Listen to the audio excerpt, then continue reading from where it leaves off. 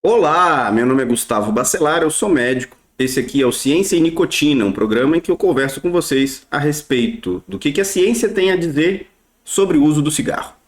No programa de hoje, gente, a gente vai falar de um tema que está super em alta, né? Que é o uso de vapes, pods ou cigarros eletrônicos. Para começar essa conversa, trouxe um vídeo para vocês que é esse aqui. Vamos ver o que esse vídeo mostra.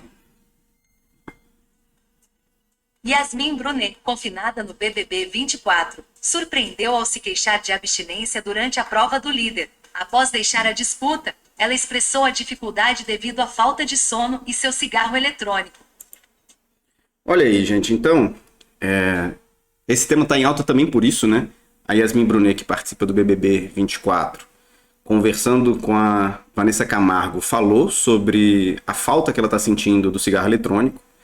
E aí o que acontece? O cigarro eletrônico, assim como o cigarro convencional, ele entrega para a pessoa que fuma a nicotina, né? Ele é um dispositivo fornecedor de nicotina, assim como é o cigarro convencional.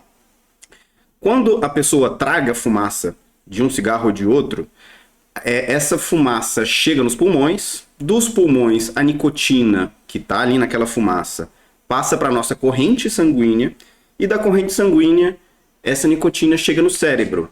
E ali ela vai ter as suas principais repercussões, né? Quando a nicotina chega no cérebro, em um local que a gente conhece como local da recompensa ou do reforço, né? Que é o sistema límbico dentro do nosso cérebro, lá nessa posição a nicotina tem um efeito de liberação de uma substância que a gente tem no corpo, que é a dopamina. Essa dopamina vai fazer com que a gente sinta uma sensação de prazer, de recompensa, né? E é por isso que as pessoas acabam sentindo aquele barato, aquele prazer de fumar. Então, as pessoas que começam, experimentam o cigarro, muitas delas acabam parando por aí. Provei, achei interessante, legalzinho e tal. Às vezes nem gosta, tem muita gente que não gosta dos efeitos colaterais, assim, da náusea, da queda de pressão, por exemplo. Mas tem pessoas que acabam desenvolvendo gosto pelo cigarro, gostam daquilo, gostam daquela sensação e vão continuar usando. E mais ou menos a cada 3 pessoas que provam o cigarro, uma delas se torna dependente. A gente tem alguns tipos de compreensão acerca da dependência, mas um elemento importante da dependência é a dependência física. A gente chama também de dependência psicológica, um outro tipo de dependência, mas no cigarro a dependência física ou química, que é a mesma coisa, tem uma importância muito grande. Então, o que é essa dependência? A nicotina tem uma ação no cérebro, no corpo. E a cada tragada, os níveis de nicotina no corpo aumentam na corrente sanguínea que chega no cérebro, né? E aí a pessoa, é como se o corpo se acostumasse com esses níveis altos de nicotina e se adaptasse a isso.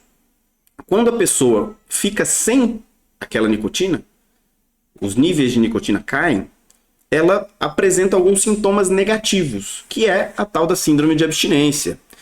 Um dos sintomas negativos é a própria insônia. Só queria voltar um pouquinho aqui no vídeo, porque o que a reportagem fala?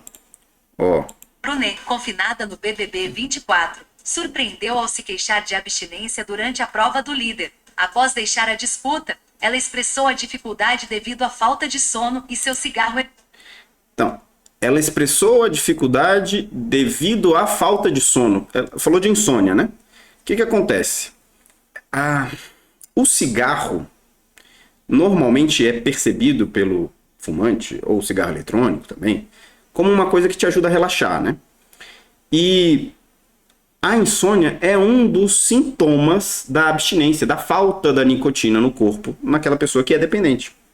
Então, assim, ela falou que ela tá sentindo falta do cigarro, pelo que eu entendi ali da reportagem, por causa da insônia. E, na verdade, o que acontece? A falta do cigarro, a síndrome de abstinência, gera insônia, provoca insônia, a própria abstinência. E aí, essa insônia normalmente na abstinência de nicotina é muito característica. não é só uma dificuldade de começar a dormir, mas a pessoa costuma ter vários despertares ao longo da noite. E os sonhos também costumam ser mais vívidos, mais intensos. A pessoa tem os sonhos esquisitos, né? E isso incomoda também. Além da questão da insônia, existem vários outros sintomas de abstinência. Ela aparece como uma quantidade grande de situações que vão incomodando. Então, uma das coisas que aparecem na síndrome de abstinência da nicotina é a ansiedade, é a tensão, né? A pessoa fica mais ligada, mais ativada. E a própria falta do cigarro gera ansiedade pela abstinência. Só que a pessoa que está se sentindo ansiosa, está se sentindo tensa, já percebe no cigarro a saída para essa tensão, né? É muito comum o fumante buscar o cigarro quando está se sentindo tenso. E aí, então, a vontade, quando a pessoa está tensa, a vontade de fumar aumenta. E ela vai ficando mais incomodada. Isso vira um ciclo, né? Uma bola de neve. Imagina você, assim, estando numa casa em que o Brasil inteiro está te observando. Eu aqui com uma câmerazinha, escolhendo o que eu vou falar e tudo, eu já fico tenso. Imagina se você tem em toda a casa aqui um monte de câmeras que te filmam de todos os ângulos, em todos os momentos, você não consegue esconder nada, e o Brasil inteiro vendo. É uma situação bastante tensa. Yasmin Brunet, inclusive, vive disso, né? Ela vive da imagem que ela tem nas redes sociais, né? Que ela tem como atriz e tudo mais. Imagina você tendo que lidar com tanta exposição assim o tempo todo. Já é um motivo de muita tensão. Então, uma pessoa que tem no cigarro um alívio para a tensão teria ainda mais necessidade, né? Uma percepção maior de que precisa do cigarro. Eu estou imaginando assim que a situação dela realmente não é fácil. Mas assim, além disso, né, além da ansiedade, da insônia, na síndrome de abstinência da nicotina, e isso vale tanto para o cigarro convencional quanto para os vapes, cigarros eletrônicos, é comum a pessoa sentir também nessa síndrome de abstinência irritação, né? As pessoas dizem que ficam mais assim, que não se aguentam, ficam agressiva, irritada, com muita raiva. As pessoas em volta também, né, acabam sofrendo um pouco com isso, gera conflitos e tal, essa irritação que a abstinência traz. Tem outros sintomas também, físicos, né, ganho de peso, uma pessoa que larga o cigarro normalmente tem uma tendência a ganhar peso. Inclusive vou até mostrar uma outra parte aqui do vídeo, só um pouquinho, estou ainda aprendendo a fazer esse negócio dinâmico aqui, então só um pouquinho, vou soltar de novo. Cigarro eletrônico. Em uma conversa com Vanessa Camargo, mencionou a vontade de fumar um cigarro e comer um pão, o que chocou os fãs, pois em suas redes... Comer um pão. E aí, por que eu queria trazer isso? Como a gente estava conversando, a nicotina dá uma sensação de prazer, de recompensa, né? E é isso que prende, né? Que fisga o fumante, essa sensação inicial de prazer. Depois, com o tempo, o cigarro muitas vezes aparece para afastar coisas ruins, né? Afastar sintomas negativos. Então, estou me sentindo triste, estou me sentindo entediado, aí eu preciso fumar para liberar, ou para me livrar, na verdade, dessa sensação ruim. Estou me sentindo ansioso, estou me sentindo preocupado, fuma para... Preciso concentrar, estou me sentindo meio disperso. O que acontece? Quando os níveis de nicotina vão caindo no sangue, a pessoa vai começando a sentir os sintomas negativos que vêm da abstinência. E aí, para voltar a funcionar normalmente, ela precisa do cigarro. Quando a pessoa, numa situação como essa, fica sem a nicotina, uma pessoa que é dependente físico, químico, e aí dependência física e dependência química é mais ou menos a mesma coisa, só um termo diferente. Quando a pessoa fica sem o cigarro, o dependente químico de nicotina, é comum ele buscar um substituto, uma outra situação, uma outra substância que vai liberar a dopamina no cérebro e vai gerar aquela mesma sensação de relaxamento, aquele prazerzinho, né? Ou pelo menos um alívio dos sintomas que estão incomodando, no caso aqui a tensão. E aí ela falou de comer um pão. É comum também a pessoa buscar, né, na abstinência da nicotina, buscar um substituto, que pode ser comida. Então a gente tem também um comportamento que pode ser compulsivo em relação à comida, quando a pessoa está na síndrome de abstinência. E aí o que é uma compulsão? No cigarro a gente também tem compulsão, que é um hábito que foge ao controle da pessoa. muitas vezes o fumante não consegue não fumar. Ele tem tantas coisas que vão, né, empurrando ele para o cigarro, que vão como se obrigando ele a fumar.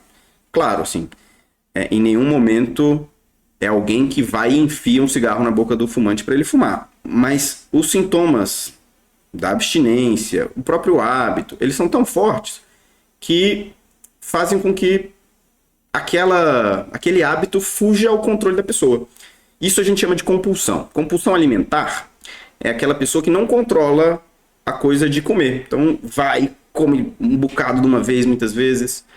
E a compulsão pode ser comum, tanto para hábitos alimentares quanto para o uso do cigarro. E aí, gente, essa introdução é sobre o tema que a gente vai discutir hoje. Vamos lá ver se eu consigo trocar aqui as telinhas, que eu tô, como eu falei para vocês, aprendendo a fazer isso. Então, esse é o primeiro Ciência e Nicotina que eu vou fazendo nesse programinha novo. Vamos lá. Ó, o tema de hoje é o cigarro eletrônico e o tabagismo. Então, de novo, meu nome aqui é Gustavo Bacelar, eu sou médico, né? E esse é o Ciência e Nicotina. Gente, ó, trouxe alguns estudos para a gente já ir conversando. Esse aqui é o da CNN, dizendo o seguinte: estudos mostram que o cigarro eletrônico pode ajudar a parar de fumar. Estranho. Diversos estudos comprovam que o cigarro eletrônico é uma importante ferramenta para quem quer parar de fumar, além de funcionar como um aliado para políticas públicas de redução de danos. Estranho, né? Bom, mas vamos lá. Estado de Minas. Saiba como parar de fumar com sabores de cigarros eletrônicos. Olha aí, não só parar de fumar, mas com sabor. Pesquisa demonstrou que aqueles que recebem ajuda para escolher o sabor do vape acompanhada de mensagem de apoio tinham 55% mais chances de parar de fumar. Essa reportagem publicada no Estado de Minas. Gente, esquisito isso, né? Mas, quando os cigarros eletrônicos foram introduzidos, isso é uma coisa nova, eles traziam essa mensagem de que o cigarro eletrônico era uma solução para os fumantes.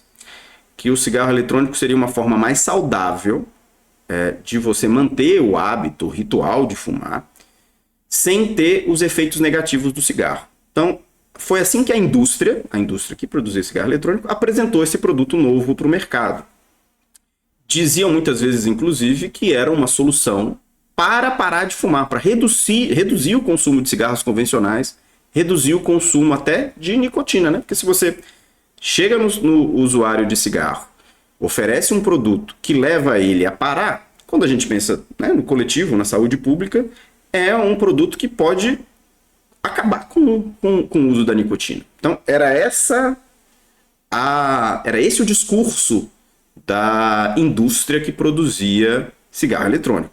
E a gente vê aqui que as reportagens, tanto do Estado de Minas quanto da CNN Brasil, estão nessa linha, né? Na linha da indústria que produz cigarro eletrônico, dizendo que eles podem ajudar a parar de fumar. E será que isso é verdade? Então, vamos passar aqui para a próxima. Essa aqui já é uma reportagem do Globo.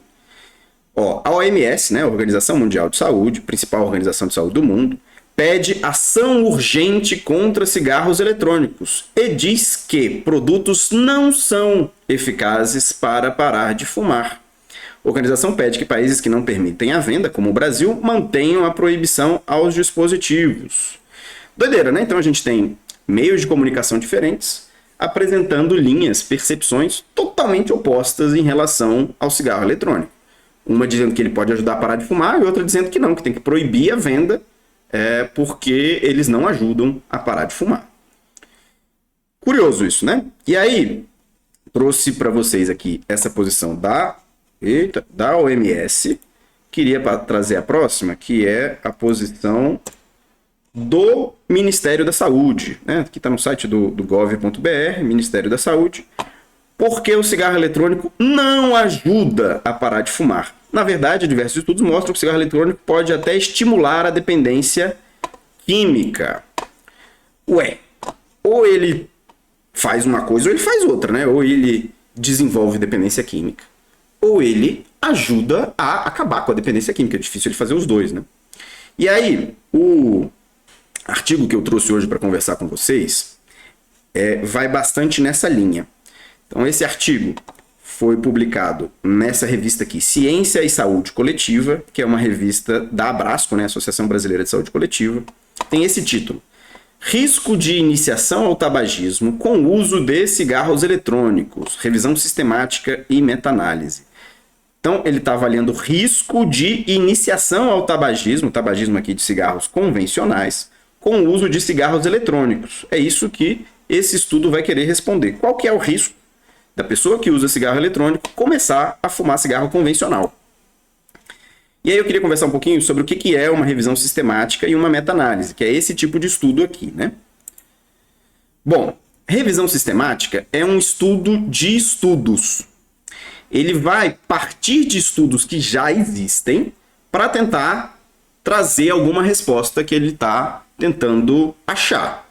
É um estudo que vai buscar em bases de dados, certo?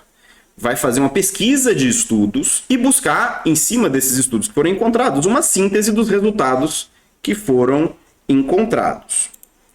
Revisão sistemática, então, é isso. Você usa um sistema, uma metodologia de pesquisa de outros estudos em cima de bases de dados. Essas bases de dados são grandes acervos de artigos. A gente tem publicação de milhares de artigos, né, todo dia na comunidade científica. É muito difícil você conseguir acessar todos esses artigos. Você ter a resposta, a informação completa de todos esses dados. De compilar isso, né, sintetizar. Muito difícil.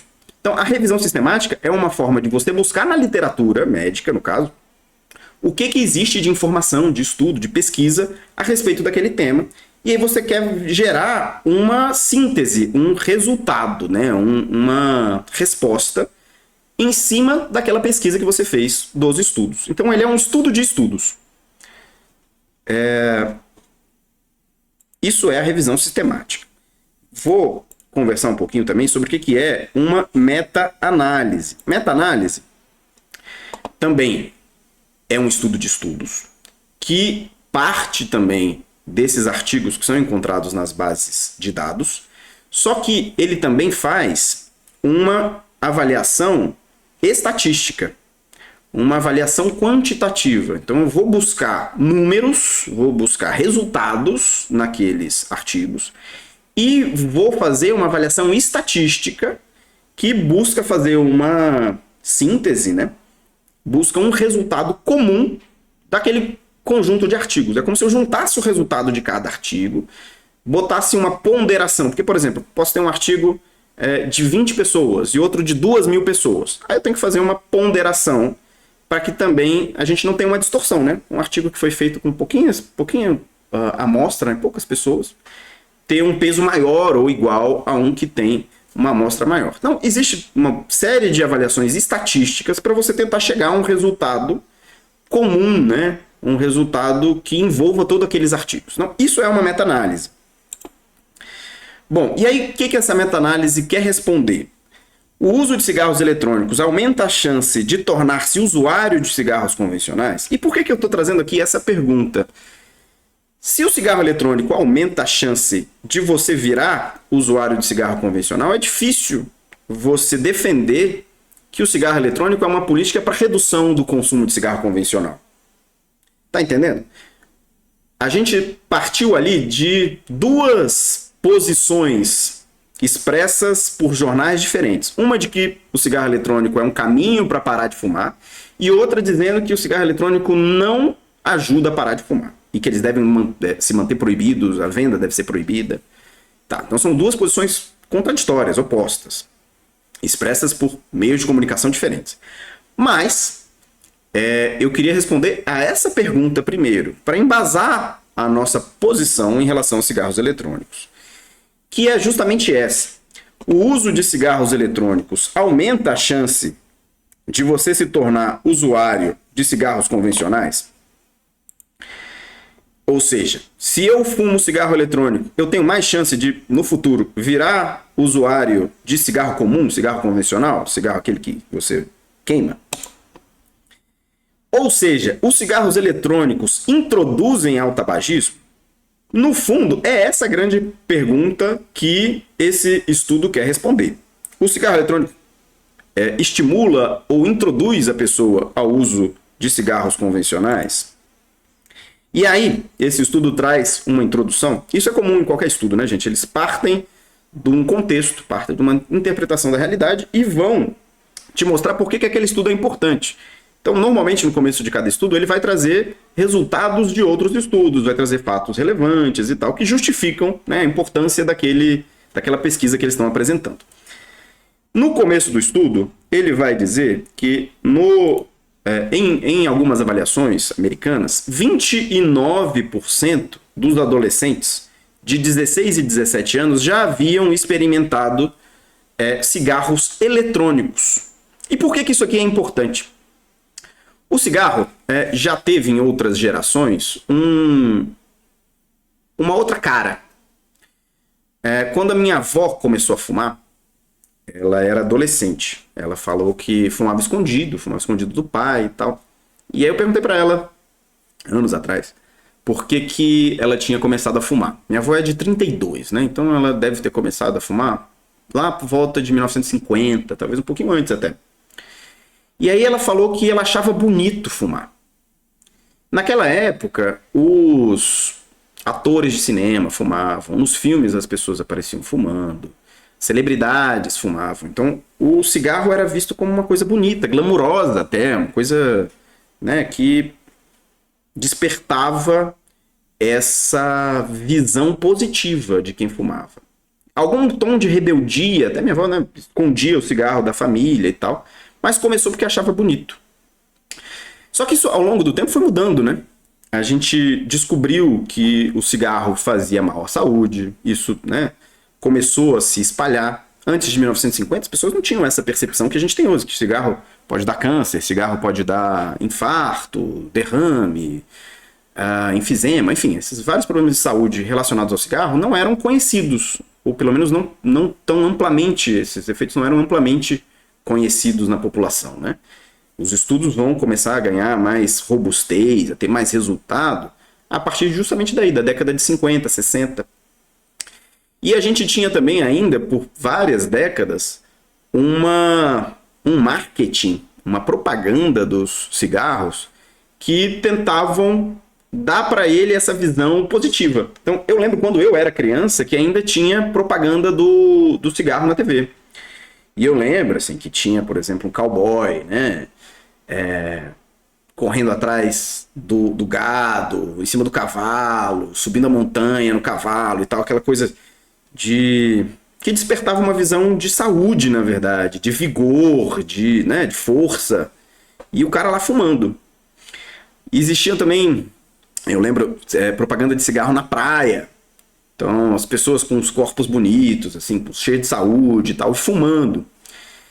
Então, a indústria do cigarro tentava construir essa visão de que o cigarro era uma coisa positiva.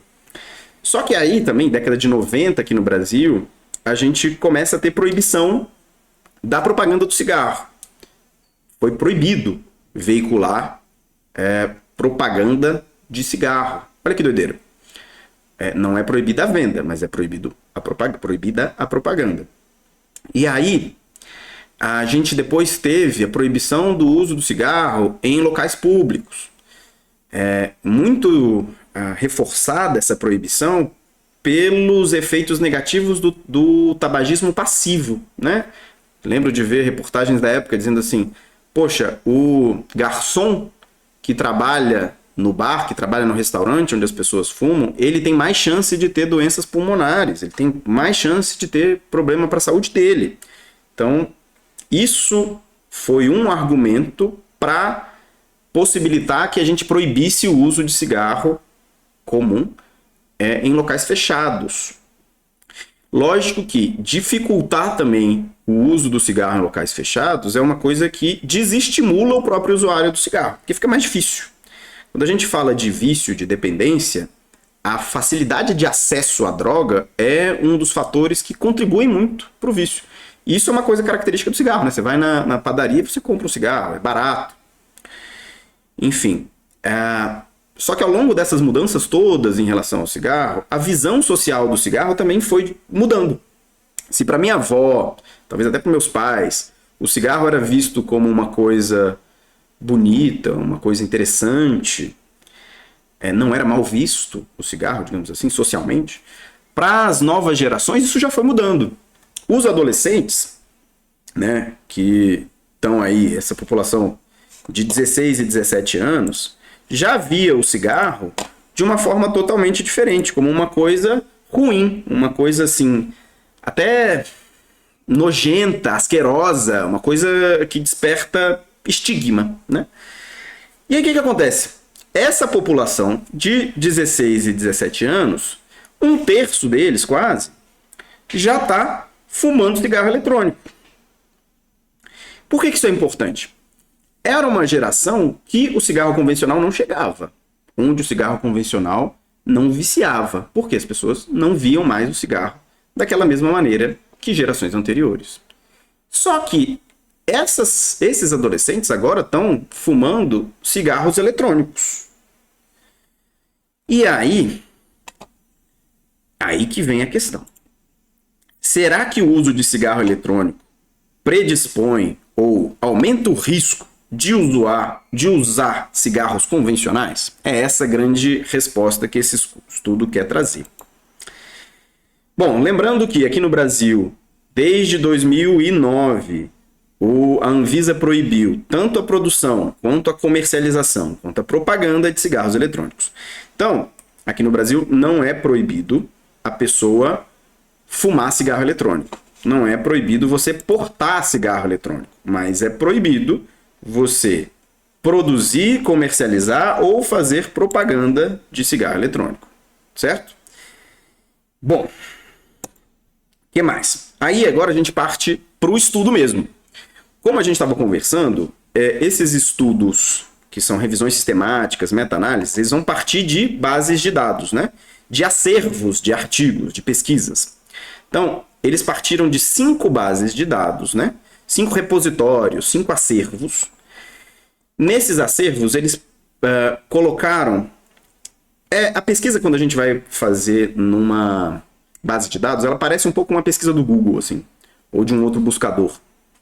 A gente coloca palavras-chave, dá para selecionar se essas palavras-chave precisam estar no título, ou no resumo, ou no corpo do texto. Mas a gente parte de palavras-chave e aí o buscador, a base de dados, vai encontrar os artigos que têm essas palavras. É mais ou menos como uma pesquisa do Google. Quando a gente faz uma pesquisa do Google, por exemplo, a gente entra naquela página e estou procurando uma determinada informação. Na pesquisa deles, vai ter respostas boas e respostas que não estão muito a ver com aquilo que eu quero estudar. A mesma coisa acontece quando a gente está pesquisando numa base de dados. Quando a gente coloca as palavras-chave, vão aparecer uma série de artigos. Aqui, no caso, eles encontraram 439 artigos com a pesquisa inicial que eles fizeram. Aí, desses 439 artigos, eles foram ver o título e o resumo de cada um deles, para ver se eram estudos que tinham a ver com o que eles estavam buscando. Então, passaram numa peneira. E aí ficaram 48 estudos. Gente, e aí, então, a pesquisa, uma revisão sistemática, ela normalmente tem esse formato. É tipo um funil, né? Então, faz uma pesquisa inicial na base de dados, encontra uma série de artigos, aí vão aprofundando, né, especificando mais a pesquisa. Nisso eles ficaram com 48 estudos, nessa primeira peneirada, em cima do título e do resumo de cada artigo. Aí, a partir desses 48 estudos, eles fizeram uma leitura completa do artigo, né? E aí chegaram num número final de 28 artigos, certo? Esses são os 28 artigos que entraram realmente no estudo, depois da peneira, depois do funil que eles passaram. Quais foram os critérios utilizados por esse estudo, né, por essa revisão sistemática, para selecionar os artigos, as pesquisas que iam participar? Primeiro critério, se o estudo partia de não fumantes, pessoas que não fumavam cigarros convencionais. Porque o que acontece? Quando a gente vai fazer essa peneira, vai aparecer artigo de tudo quanto é jeito. Artigo que parte de uma determinada população, artigo que parte de outra. E aqui eles queriam responder justamente isso.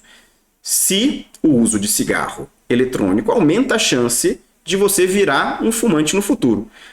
Ou seja, ele só pode selecionar artigos que partem de não fumantes.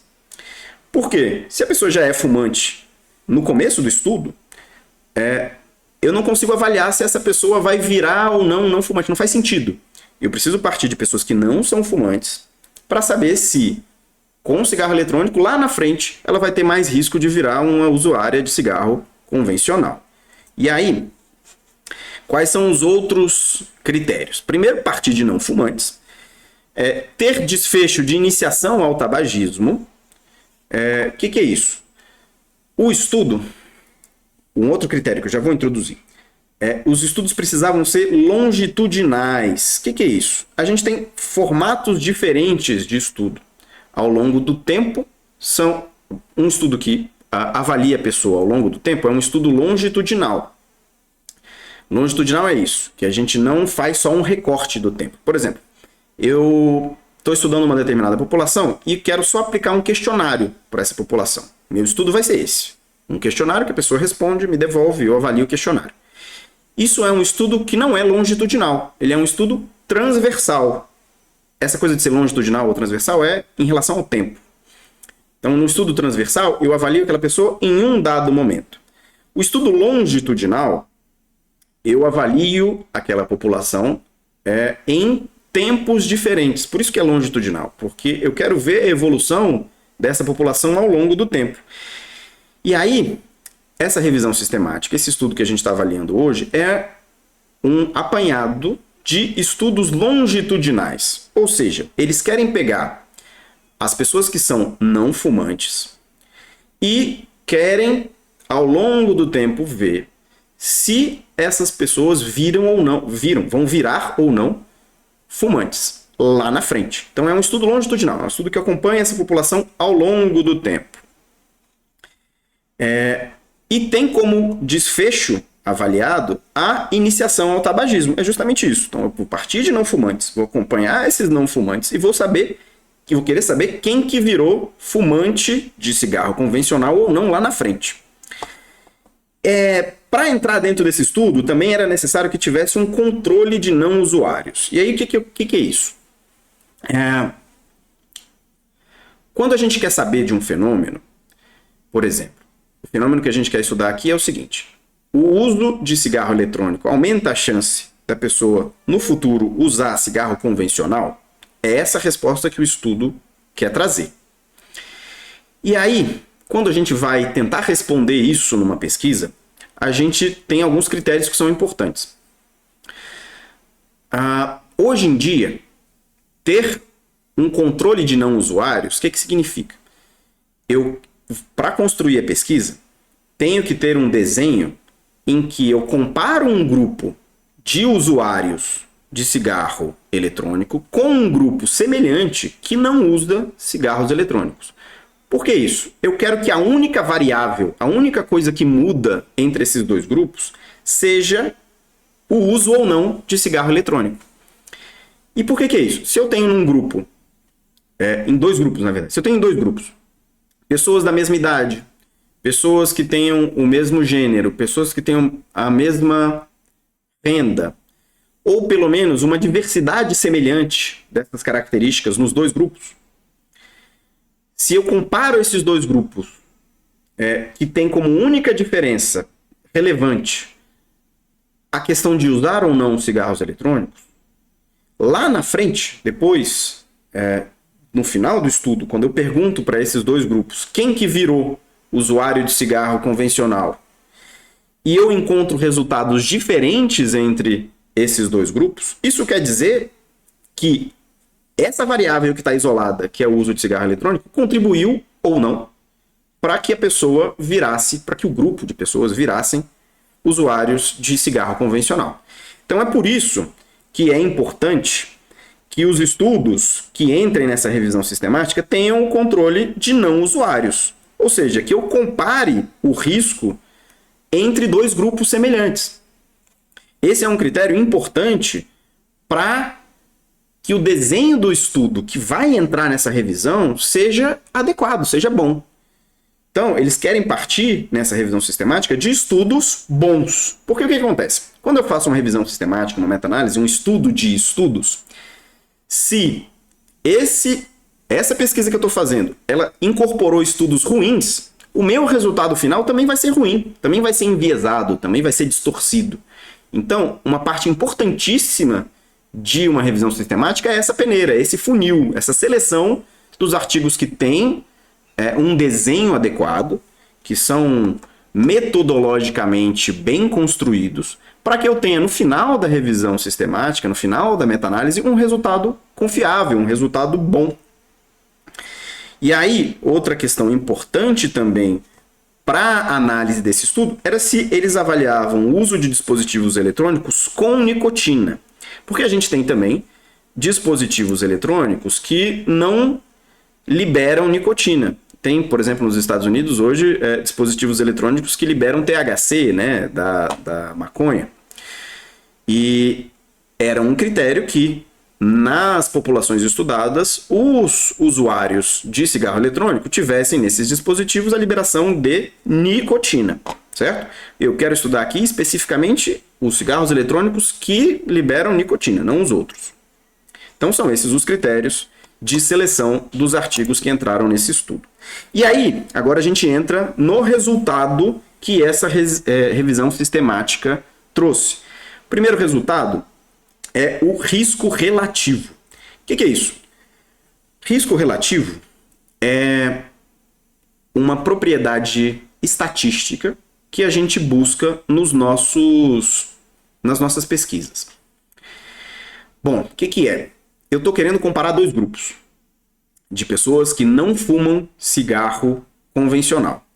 Um dos grupos vai usar cigarro eletrônico e o outro grupo, o grupo controle, vai ser de pessoas que não usam cigarro eletrônico. E esses dois grupos, com as outras características importantes todas, demográficas, de saúde e tudo mais, são grupos semelhantes, são grupos muito parecidos. A única grande diferença entre eles é usar ou não usar cigarro eletrônico. E aí, o risco relativo, que é essa medida que a gente vai avaliar, é uma medida que compara o risco entre usuários e não usuários de cigarro eletrônico de virarem usuários, ou pelo menos de experimentarem, o cigarro convencional. E aí, vamos chegar a essas respostas agora. Risco relativo que foi encontrado nessa pesquisa. Então, ela vai comparar não usuários com usuários de cigarro eletrônico. E aí, o que ela encontrou?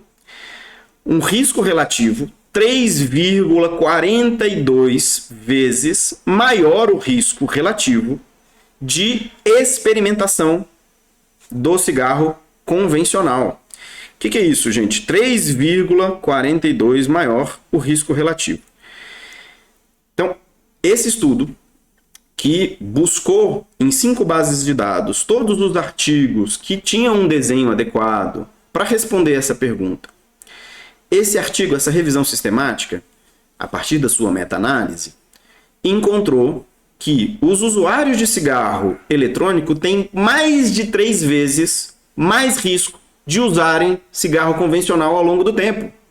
Olha que doideira.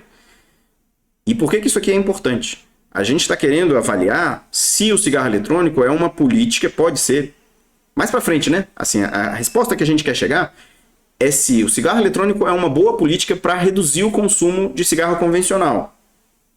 E aqui eu estou mostrando para vocês, esse estudo está mostrando para vocês, que o cigarro eletrônico aumenta o risco da pessoa experimentar cigarro convencional. Aumenta em mais de 3 vezes o risco de experimentar cigarro convencional. Ou seja, o que é isso? Os estudos, quando a gente junta esses estudos, eles encontraram que as pessoas que relatavam lá no começo do estudo que usavam cigarro eletrônico, no final do estudo, experimentaram cigarro convencional mais do que 3 vezes em relação ao outro grupo. É um risco bastante maior, significativamente maior. Mas não para por aí. O risco relativo de, no final do estudo, a pessoa que fuma cigarro eletrônico tinha um risco 4,32 vezes maior de, no final do estudo, ter virado um usuário de cigarro convencional. Ou seja, ele tinha um tabagismo atual, ele tinha um uso atual, um uso... ele tinha virado um usuário, é isso.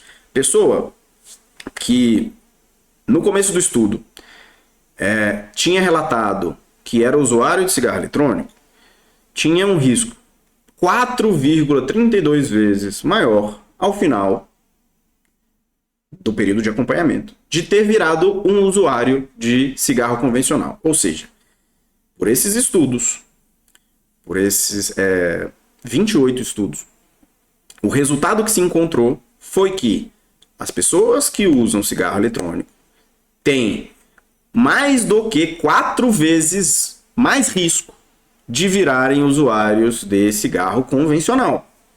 Olha aí, é coisa.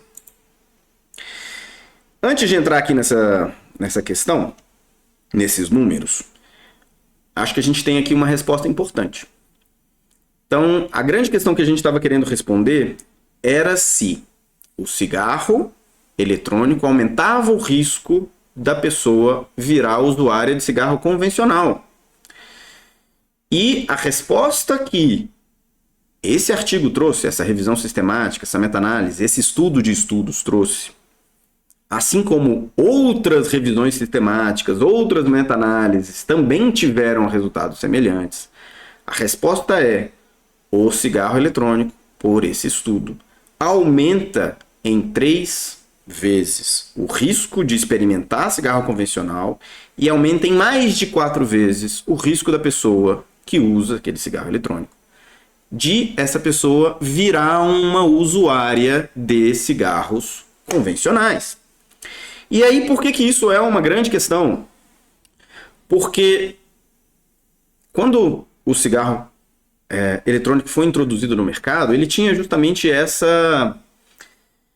apelo de dizer que ele veio para tratar o usuário de cigarro convencional. Mas esse foi um produto introduzido por uma geração que não usava cigarro convencional, que são os adolescentes, os jovens.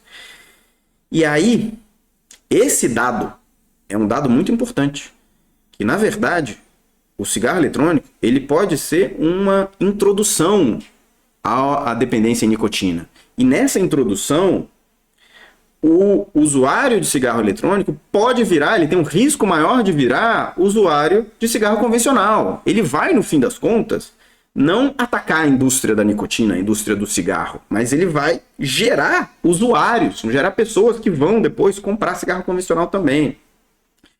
Essa questão do cigarro eletrônico é bastante polêmica. Primeiro porque a gente não tem tanta resposta, a gente não tem tanto resultado, até porque os cigarros eletrônicos são um produto muito recente.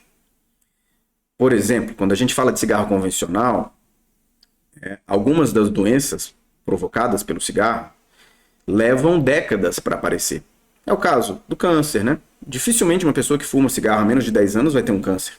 Isso precisa, né, de tempo para se desenvolver no corpo. E a gente não tem esse tempo de estudo, a gente não tem essa amostra na população de usuários de cigarro eletrônico.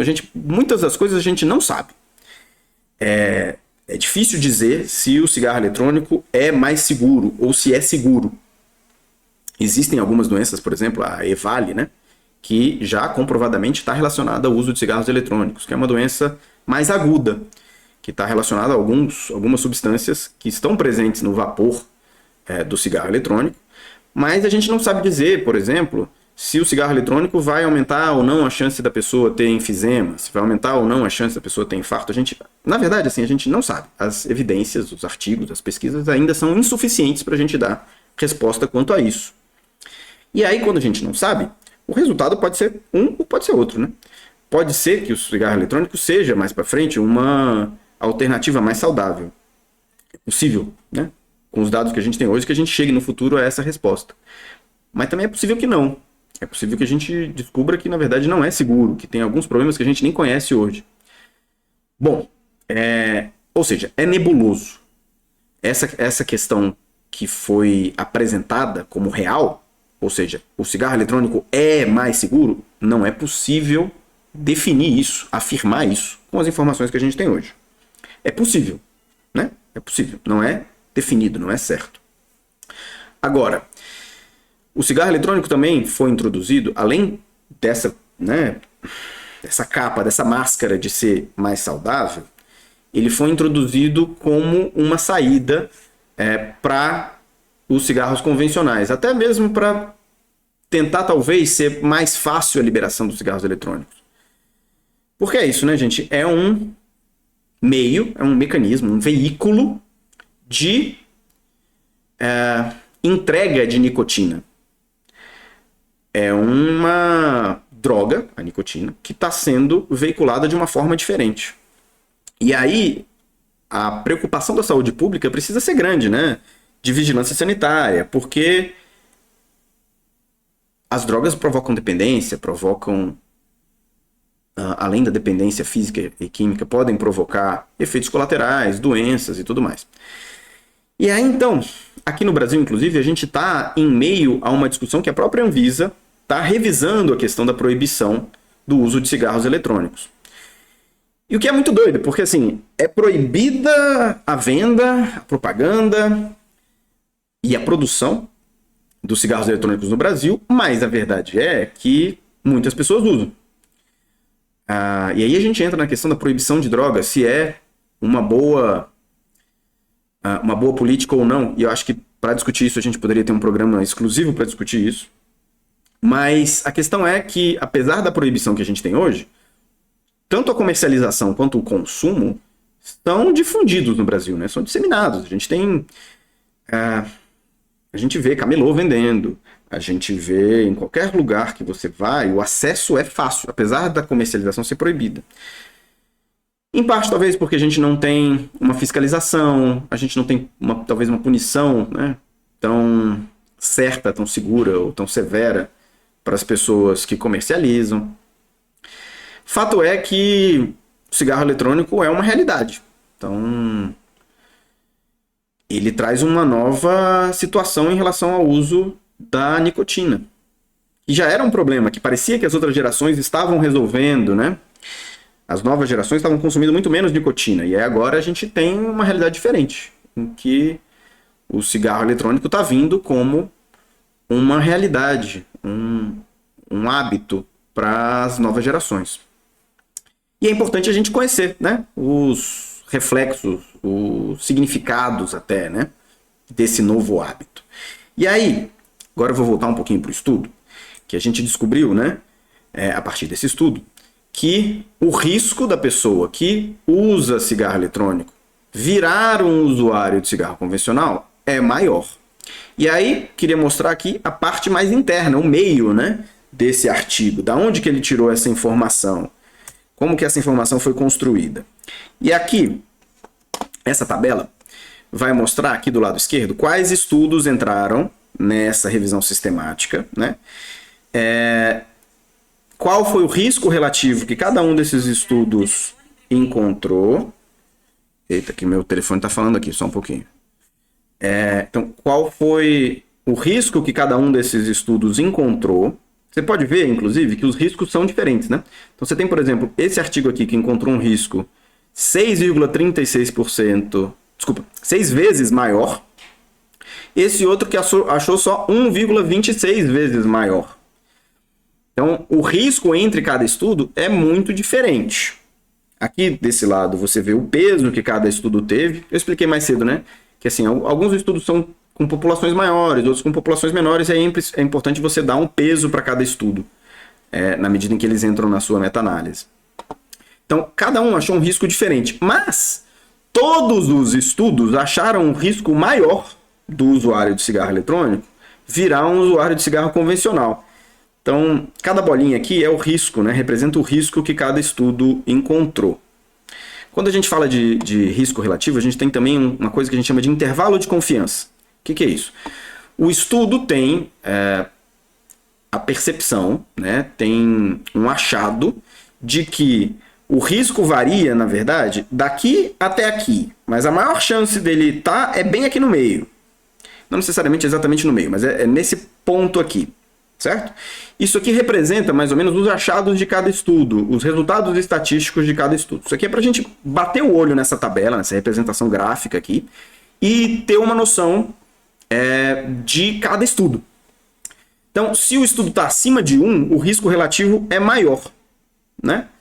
Todos eles encontraram, todos os estudos que entraram aqui nessa revisão sistemática, que passaram por essa peneira, encontraram um risco maior dos usuários de cigarro eletrônico virarem usuários, experimentarem, na verdade. Aqui a gente está avaliando a experimentação.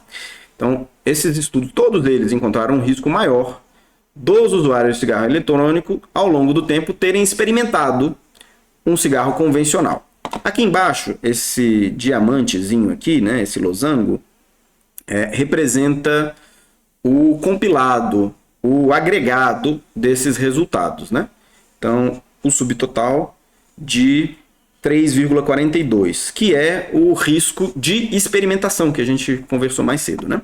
Então, aqui, isso aqui ajuda a gente a entender, por exemplo, esse estudo encontrou esse pontinho aqui, esse risco relativo e teve esse peso no resultado final dessa meta-análise. Isso aqui é para a gente ter uma noção assim, de onde vieram os resultados, o que cada estudo trouxe. Bom, e aí a gente tem essa outra tabela que é relacionada ao tabagismo atual, né? Como eu falei para vocês, ela encontrou um risco 4 vezes maior, 4,32 vezes maior, do usuário de cigarro eletrônico virar um usuário de cigarro convencional, né? Então, de novo, todos os estudos que entraram na meta-análise encontraram um risco relativo maior. Ou seja, nenhum estudo encontrou um risco relativo negativo, ou menor do que 1, na verdade, né? O que é isso? Nenhum dos 28 estudos encontraram um risco, ou mostraram que nenhum dos 28 estudos mostrou que usar cigarro eletrônico diminuía o risco de virar usuário de cigarro convencional. Todos os 28 artigos acharam um risco aumentado da pessoa que usa cigarro eletrônico virar um usuário de cigarro convencional. Todos. E aí, a grande questão dessa meta-análise é quantificar, tá? Todos têm um risco maior, mas quanto? E aí, nessa meta-análise, ele encontrou esse agregado, esse resultado final de 4,32%, 4,32 vezes maior o risco da pessoa que usa cigarro eletrônico virar um usuário de cigarro convencional. É isso, gente. Então, esses resultados são importantes, trazem uma resposta que ajuda a gente, trazem um resultado, né? Que ajuda a gente a buscar essa resposta. O cigarro eletrônico é uma boa estratégia para parar de fumar? E aí, gente, como a gente conversou, cigarro eletrônico é um produto novo, é uma questão nova para a saúde pública, mas essa história de que o cigarro eletrônico chegou para diminuir o consumo de cigarro parece uma balela. Por quê? Ele, na verdade, tem um potencial de aumentar os usuários de cigarro convencional, já que ele é um mecanismo que pode ser usado para introduzir a pessoa no hábito de usar cigarro. Se, com o cigarro eletrônico, eu crio uma população mais propensa a usar cigarro convencional, na verdade, o cigarro eletrônico, nesse caso, está estimulando o uso do cigarro convencional. E aí, então, aqui fica uma questão. E que me parece, para mim, uma resposta clara. Me parece que o cigarro eletrônico não é uma boa estratégia para que a gente diminua o consumo de cigarro convencional. Ele, na verdade, me parece uma estratégia que a indústria da nicotina tem usado para gerar mais usuários, mais consumidores. E é uma loucura isso, né? Porque a indústria da nicotina, a indústria do cigarro, ela cria a sua própria demanda pelo seu produto. É um produto muito doido, né? Que a pessoa prova algumas vezes e aí ela precisa daquele produto para continuar fazendo as coisas dela, né? As suas atividades cotidianas. Precisa do cigarro para continuar funcionando. É um produto que cria sua própria demanda e de um jeito muito assim escravizador às vezes até, né? Porque a pessoa, por conta dos sintomas de abstinência, não consegue viver bem sem o cigarro, não consegue viver bem sem a nicotina. E é justamente isso, né?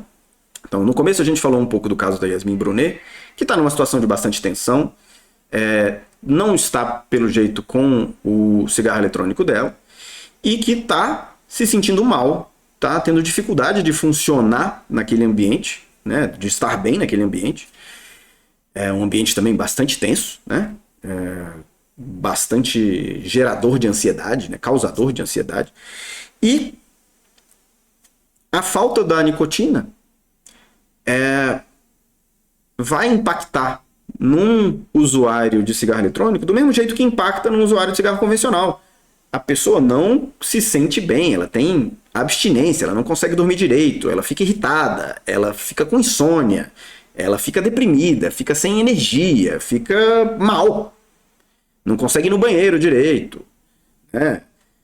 Substitui o cigarro por outra compulsão, por outra coisa que vai liberar um pouquinho de dopamina, é um pedaço de pão, alguma coisa assim, entendeu? Então, quando a gente pensa no significado do cigarro eletrônico hoje, é muito importante que a gente busque na ciência, busque nos estudos que a gente já tem, resultados, né, respostas que sejam confiáveis. Aqui, hoje, a gente trouxe uma resposta que, pelos estudos que a gente tem hoje, pelas várias análises, né, várias pesquisas que foram feitas em relação ao consumo de cigarro eletrônico, com relação ao risco da pessoa virar usuária de cigarro convencional, a resposta me parece já clara. Se você não fuma cigarro e começa a usar cigarro eletrônico, mais para frente, a chance que você tem é maior de virar um usuário de cigarro convencional. É isso, gente. Esse foi o Ciência e Nicotina de hoje. Meu nome é Gustavo Bacelar e um abraço a todos. Vejo vocês no próximo episódio.